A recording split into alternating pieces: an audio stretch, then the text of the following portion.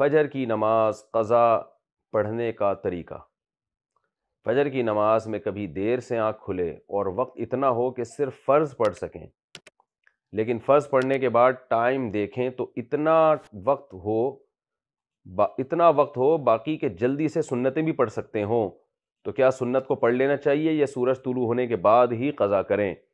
نیز اگر پوری نماز قضا ہو جائے تو اسے قضا کرنے کا کیا طریقہ ہوگا؟ عائشہ مقصود کراچی سے۔ اگر آپ کی آنکھ کھلی ہے نا اتنی دیر سے کہ اب سورج نکلنے ہی والا ہے، تو بہتر یہی ہے کہ آپ سنتیں چھوڑ دیں، بلکہ لازم ہے تو آپ فرض پڑھیں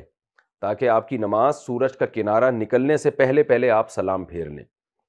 کیونکہ سورج کا کنارہ نکلتے ہی فجر کی نماز قضا ہو جاتی ہے۔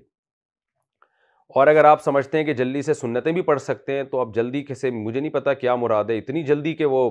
صحیح طرح سے تسبیحات نہیں ہو سکتی، پھر تو جائز نہیں ہے، آپ کو پھر 2 فرض ہی پڑھنے پڑیں گے۔ لیکن اگر 2 سنتیں پڑھ کے 2 فرض بھی پڑھ سکتے ہیں آپ جلدی سے، لیکن جلدی کا مطلب یہ کہ جو واجب مقدار ہے رکوع کی، سجدے کی اور قوما کی، وہ مقدار بہرحال آپ ادا کر لیں گے، یعنی سکون سے نماز ہو جائے گی آپ کی، چاہے مختصر ہی کیوں نہ ہو۔ تو پھر اتنا ٹائم اگر ہے تو پھر 2 سنتیں بھی پڑھنی چاہیے، کیونکہ فجر کی سنتوں کی بہت تاکید ہے۔ لیکن اگر رزق کو